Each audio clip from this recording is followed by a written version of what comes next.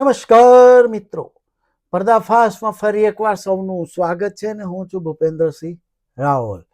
મિત્રો, તમે હમણાં જોયું કે ભાવનગરમાં લઠ્ઠાકાંડ ઝેરી દારૂ પ્રકરણમાં 9 જણા મરી ગયા અને એવું આજથી નહીં વર્ષોથી ચાલે છે. એટલે ગુજરાતમાં જે દારૂબંધી છે બહુ જ મોટો દંભ છે અને ફેક દારૂબંધી છે. હમણાં હું કાલે જ જમાવટનો ચેનલનો વિડીયો લાઈવ જોયા કરતો હતો. દેવાંશીબેન જોશી અમદાવાદથી લાઈવ હતા ને એમનો પત્રકાર હતો મિત્ર એ સુરતથી લાઈવ હતો અને ત્યાંથી એણે જે જગ્યાએ દારૂ વેચાતો હતો ત્યાંથી એણે ફોન કર્યા કંટ્રોલ રૂમમાં બધે, પણ કોઈ આવ્યું નહીં, પોલીસની કોઈ ગાડી આવી નહીં. અને પછી એ જાતે ત્યાં નજીકનું પોલીસ સ્ટેશન છે ચાલીને જવાયો 3 મિનિટમાં. મેં જોતો હતો, એ બધો વિડીયો લાઈવ જોતો હતો. 3 જ મિનિટમાં એ પહોંચી ગયો ચાલીને. ત્યાં જઈને એને પીઆઈને મળીને વાત કરી. એમાં ખાસી વાર લાગી નંબર લાગતા. તો કે હું મોકલું છું PCR વેન કે એવું કંઈ મોકલું છું એવું કહ્યું. પછી એ પાછો આવ્યો. એ છોકરાનું નામ હતું સાગર કલસરિયા કે એવું. હવે પાછો આવ્યો પણ કંઈ ના આવ્યું. પછી છેવટે એણે દારૂની પોટલી લીધી, 20 જે પૈસામાં લીધી હોય યાદ નહીં મને, પણ એણે એક પોટલી ખરીદી અને એ ખરીદીને પીઆઈના ટેબલ પર જઈને મૂક્યા 1.5 કલાકે. પછી પીઆઈ અકળાઈ ગયા કે મોકલીએ છે આમ છે તેમ છે. 1.5 કલાક સુધી આ ચાલ્યું હતું લાઈવ ટેલિકાસ્ટ. આ ગુજરાતની દંભી દારૂબંધીનો ઉગાડો ચહેરો. બીજા એક કોંગ્રેસના કાર્યકરે પણ આવું બધું અમદાવાદમાં ક્યાંક પકડ્યું હતું, એ પણ વિડીયો જોતો હતો. પણ આ દંભી દારૂબંધી ફેક દારૂબંધી છે. ઠેર ઠેર દારૂ મળે છે. દેશી દારૂ, નકલી ઇંગ્લિશ દારૂ, અસલી ઇંગ્લિશ દારૂ પણ મળે છે. પરમિટથી દારૂ મળે છે, અલગ વસ્તુ છે. એ હોટલ હવેલી ને એવી બધી હોટલોમાં જે દારૂ મળે છે એ પરમિટ હોય તો જ મળે છે અને એ સારો મળે છે, મોંઘો મળે છે, તો એ અલગ વસ્તુ છે. પરંતુ આ ગેરકાયદેસર દારૂ મળે છે. દારૂબંધી આ જૂઠી વાત છે, ફેક છે, અને છૂટી કરી દેવી જોઈએ. આ દારૂબંધી ઉઠાઈ લેવી જોઈએ. અને ઝેરી શરાબ પીને આજ દિન સુધીમાં નહીં હોય તો 1000 ઉપર માણસો મરી ગયા હશે અને આ 30 વર્ષમાં 400 માણસ મરી ગયા હશે. એટલે આ ટોટલ બધા, એવું નથી કે ભાજપ સરકારમાં જ મર્યા છે, એના પહેલા કોંગ્રેસ સરકારમાં પણ લઠ્ઠાકાંડ થતા હતા અને લોકો મરતા હતા. અમેરિકામાં પણ દારૂબંધી હતી. કેનેડાથી દારૂ આવતો હતો અને આખું અમેરિકાની પોલીસ ત્રાસી ગઈ હતી, કારણ કે લોકો પીધા વગર રહે જ નહીં. કંટાળીને અમેરિકાએ દારૂબંધી ઉઠાવી લીધી. અને ગુજરાત સરકાર તો આઝાદ થયું ત્યારથી જ, પહેલેથી જ દારૂબંધી મહારાષ્ટ્રમાં હતું ત્યારથી જ છે, 1947થી. પણ મહારાષ્ટ્ર ને ગુજરાત જુદા પડ્યા 60માં, એટલે ગુજરાતે ચાલુ રાખ્યો એ પ્રોહિબિશન એક્ટ 1947નો, મહારાષ્ટ્રે ઉઠાવી લીધો. હવે દારૂ તો વેચાય જ છે. પોલીસની બાજ નજરથી છટકીને તો તમે દારૂ વેચી શકો નહીં. તો શું કરવું પડે? હપ્તા આપવા પડે. ભલે અત્યારે બધા બૂમાબૂમ કરતા હોય ને મંત્રીઓ ફંત્રીઓ બધા ડાયા થતા હોય કે કડક અમલ બમલ, બધે એમના ખિસ્સામાં પૈસા જતા હોય. કોઈ કડક અમલ કરવાનો નથી. 1.5 કલાક જમાવટનો વિડીયો ચાલ્યો અને પીઆઈએ ગાડી ના મોકલી. કેમ કે હપ્તા ખાતા હોય, એટલે ખબર હોય કે આપણે પૈસા ખાઈએ છીએ, શું કરવા મોકલવાની, કઈ રીતે ગાડી મોકલે. એટલે આવી રીતે બધા જ મિનિસ્ટરો સુદ્ધા પૈસા ખાતા હોય આમાં, હોય દારૂબંધી ફેક જ હોય અને આવી રીતે લોકો મરતા રહેવાના. તો આ દારૂબંધીનો અર્થ શું છે? એના કરતા ઉઠાવી લો અને દુકાનોના લાયસન્સ આપી દો ને આવક ઊભી કરો. આવક ઊભી કરો. હું તમને કાગળિયા ઉપર બતાવું કે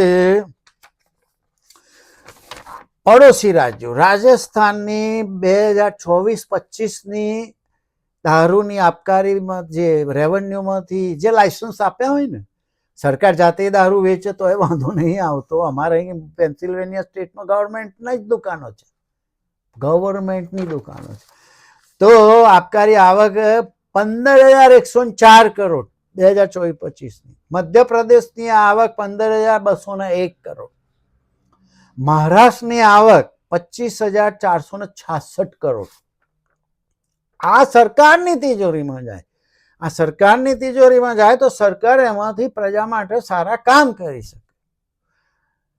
ગુજરાતની આવક, કારણ ગુજરાતે લાયસન્સ આપ્યા હોય છે, પરમિટ આપ્યા હોય છે, દારૂ પીવાના પરમિટ આપ્યા છે, એની ફી મળતી હોય અને પછી એમાં જે દારૂ વેચાય છે, પરમિટ ઉપર જે દારૂ વેચાય છે અને એમાં ગુજરાત સરકાર જીએસટીના જે બધું વેટ ને બેટ લગાવતી હોય છે, એમાં ગુજરાત સરકારને આવક થાય છે 201 કરોડ. વિચારો, પેલા 15,000 કરોડ કમાય છે રાજસ્થાન, મધ્યપ્રદેશ. મહારાષ્ટ્ર 25,000 કરોડ કમાય છે. ગુજરાત ખાલી 201 કરોડ કમાય છે. દારૂ તો વેચાય જ છે, મહારાષ્ટ્ર કરતા વધારે વેચાતો હશે. તો એ ક્યાં જાય? એ હપ્તા, એક તો બુટલેગરો કમાય અને બીજું પોલીસ અને પ્રધાનો કમાય. સરકારની તિજોરીમાં ના જાય, પણ સરકારમાં કામ કરતા હોય એ પોલીસ અને પ્રધાનોના ખિસ્સા પર.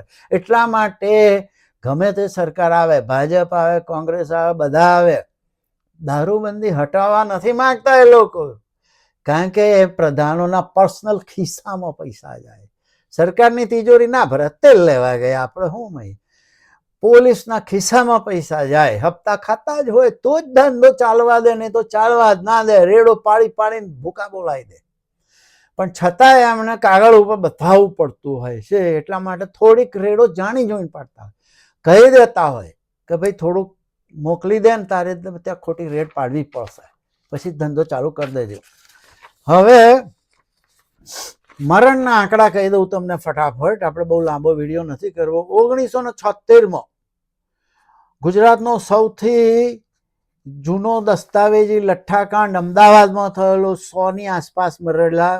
1987માં 200 માણસ મરી ગયેલા, એ સૌથી મોટો આંકડો છે. એ પણ અમદાવાદમાં બનેલો. 1988માં વડોદરામાં 200ની આસપાસ લોકો મરી ગયા હતા, એટલે કોંગ્રેસ સરકારમાં મર્યા છે લોકો. 1989 વેરામગામ, વેરાવળ 32 લોકો મરી ગયા હતા.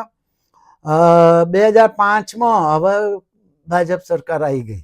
2005માં સુરતમાં 12 લોકો મરી ગયા હતા. 2006માં 5 લોકો મરી ગયા હતા. 2009માં અમદાવાદમાં 143 લોકો મરી ગયા હતા. 2012 143, 2013માં 29, 2014માં 5, 2016માં 23, 2017માં 6,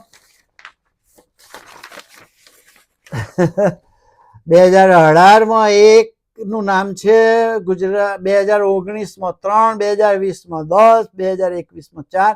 આ બધા બિનસત્તાવાર આંકડા છે અને મેં ગૂગલ પરથી લીધા છે. 2021માં બોટાદ, સુરેન્દ્રનગર 42 લોકો મરી ગયા હતા અને ભાવનગર 2026માં 8 મર્યા એવો આંકડો આવ્યો છે.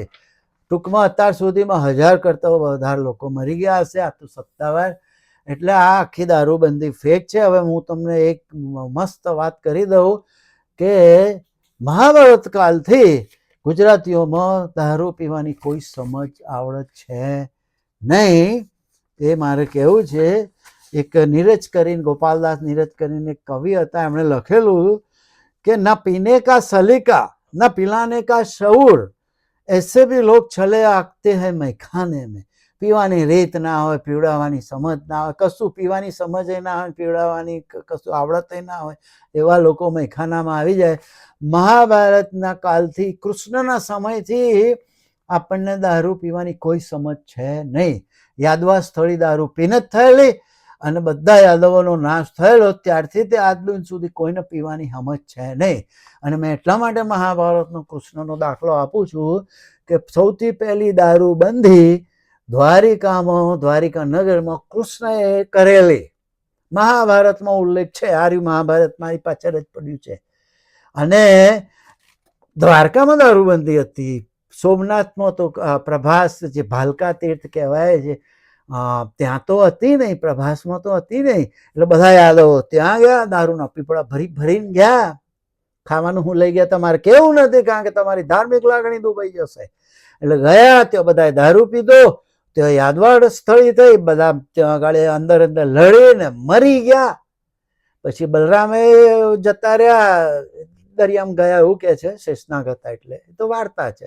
અને કૃષ્ણને પણ પેલા તીર માર્યું એટલે ત્યાં કૃષ્ણનું પણ અવસાન થયું.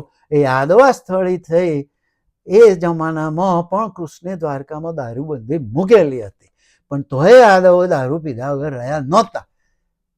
એટલે કૃષ્ણના જમાનાથી ગુજરાતીઓને ના પીને કા સલીકા હૈ ના पिलाने का शूर, ऐसे भी लोग चले आते हैं मैं खाने में. આટલું કહીને મારી વાત પૂરી કરું. આવજો, બાય બાય.